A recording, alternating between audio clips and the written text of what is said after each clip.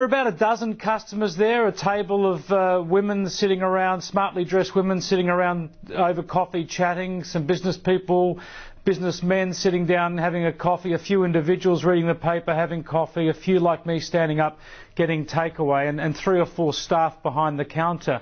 I left the cafe to take a phone call to do a radio interview and sitting on the chairs outside the cafe. That only took 4 or 5 minutes, and in that time this horrible situation unfolded. I'm still not certain whether the gunman was in the cafe while I was in there or whether he's walked in a minute or so after I've walked out. There are sliding glass doors, sliding automatic doors on the entrance to this cafe, and they obviously opened for me to go out. But I spoke to a couple of women afterwards who went to go into the cafe. The doors were disabled. They were locked closed.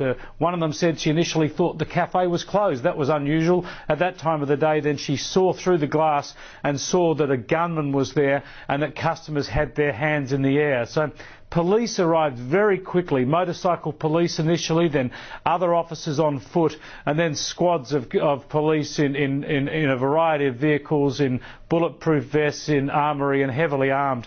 They cleared this area very, very quickly. They did a great job at doing that. But as I was being ushered away from the area, only say 20 metres from the cafe, and only 5 to 10 minutes since this situation had begun, I looked up and saw a man in a white shirt with his hands up against the window and face against the glass out onto Martin Place, which is like a shopping mall area in the centre of the CBD. At first I was relieved, thinking this might be the gunman responding to police, but then we saw other customers and we realised that these were the customers being forced to put up their hands and face the windows by the gunman. So it was a horrific situation for those people seeing it unfolding, and police cleared everybody back, clearing a couple of city blocks very quickly. And obviously just a terrible situation for these customers inside and the staff.